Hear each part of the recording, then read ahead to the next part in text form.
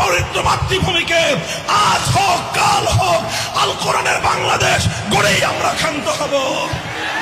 হয়তো খেলাফত, হয়তো খেলাফত, হয়তো খেলাফত। প্রস্তুত হও। এখন আর শুধু মাদ্রাসার ছাত্ররা না, প্রত্যেকটা বিশ্ববিদ্যালয়ে তাওহীদের পক্ষে, খেলাফতের পক্ষে স্কুল কলেজ ইউনিভার্সিটির ছাত্ররা জীবন দেওয়ার জন্য তৈরি হচ্ছে। দাবায় রাখতে পারবে না ইনশাআল্লাহ। ইসলাম হবে দেশের চূড়ান্ত গন্তব্য। যেই মাখলুক আল্লাহর বিরুদ্ধে আইন পাশ করবে সেই মাখলুক হলো তাগুত। সেই তাগুতকে যারা বিশ্বাস করবে তারা সব মুশরিক এবং বেঈমান।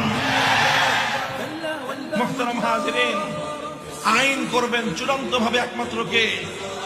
যারা এক আল্লাহর আইন মানবে তাদেরকে বলা হয় একত্ববাদী ইমানদার।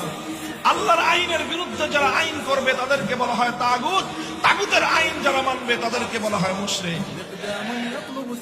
মুহতারাম হাজিরিন, এইবার যদি আপনারা তালাশ করেন আপনাদের সমাজে এই ঈমান এবং এই যে তাওহীদ এবং তাগুতের যে পরিচয় আমি দিলাম, এই পরিচয়ের ম্যাগনিফাইং গ্লাস দিয়ে, এই পরিচয়ের যদি আপনি এই পরিচয়ের গ্লাস দিয়ে, ম্যাগনিফাইং গ্লাস দিয়ে, দূরবীন দিয়ে যদি আপনি খুঁজেন, আপনার সমাজে অসংখ্য অগণিত হাজি পাবেন বেঈমান।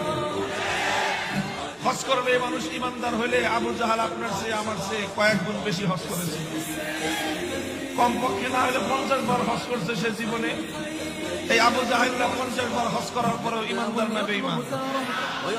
হজ করলেই মানুষ ইমানদার হয় না।